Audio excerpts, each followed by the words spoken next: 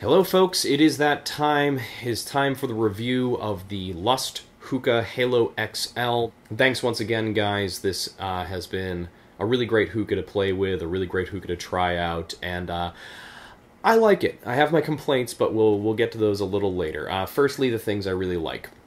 I'm a big fan of like the lab glass style glass hookahs. I think they look really cool. I think they have a unique style to them. They're very easy to clean. They tend to not ghost much at all, and combined with the silicone hose, I haven't had any problems with this thing picking up flavors and holding on to them. The draw is great, the included diffuser is awesome, I think the hose is good. It's nice. I like this hookah. What do you think? I don't particularly like the look of it as much as Paul does. Mm-hmm. I tend to go for more delicate looking hookahs, yeah. And it does not look delicate. It's pretty stout. In terms of how it smokes, it is fantastic. Very smooth draw every time that I've tried it. Like you said, there's no like leakage anywhere. Oh yeah. It doesn't hold on to flavors, but we've smoked it with several different things. Oh yeah, we've been smoking this for a few, like a month at this point. Something like that. At least. And it's in terms of how it's used, it's a very good hookah, and I like it a lot. Mm-hmm. I prefer more delicate looking things, yeah. But there are certainly a lot of people who would love the look of this hookah. Yeah. Now, for my complaints, my sticking points. It doesn't have a tray of any kind, and I have found that to be a bit of a problem.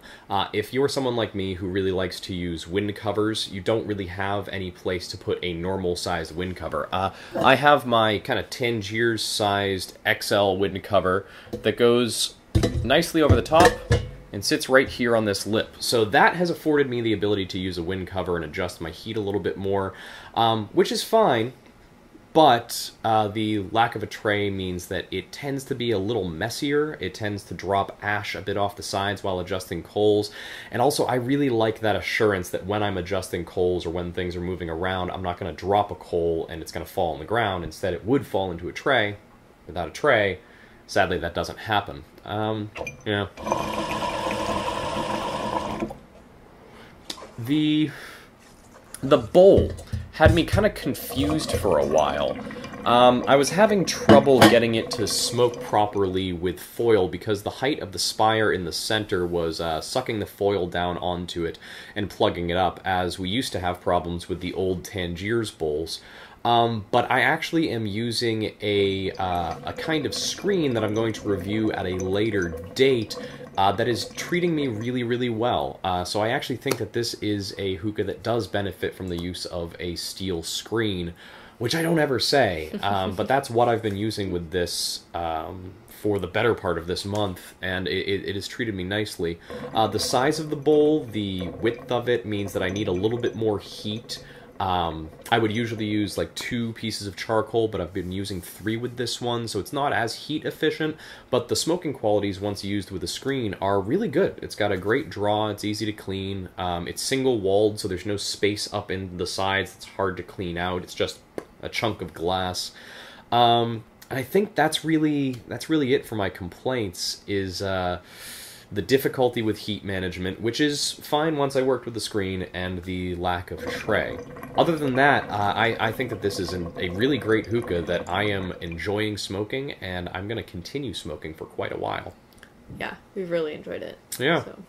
So I mean, it is definitely a positive review. I'd like to see, not necessarily some tweaks to the design, but maybe the addition of an optional glass tray.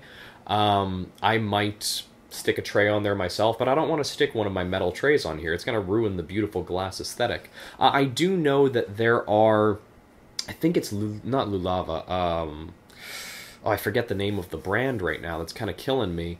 That does make a glass tray with ground glass joints that you can fit in right here between the bowl and the actual hookah.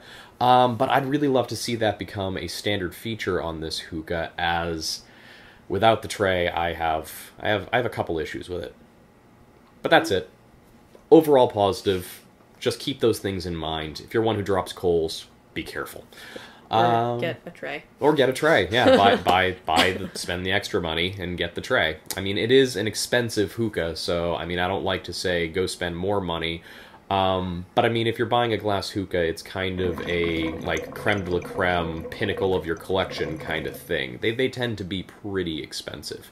And worth the money, though. They are, though, and honestly, this one, I think, for the quality, for the function, because it's nice, thick glass, too, I think is pretty reasonably priced. I mean, you're going to find them at a couple different prices around, but it's a chunk of change, but it's not like, this isn't going to cost you like $500 like some of the crazy glass hookahs out there, and yeah, the quality's good. I really like it, and it smokes very well.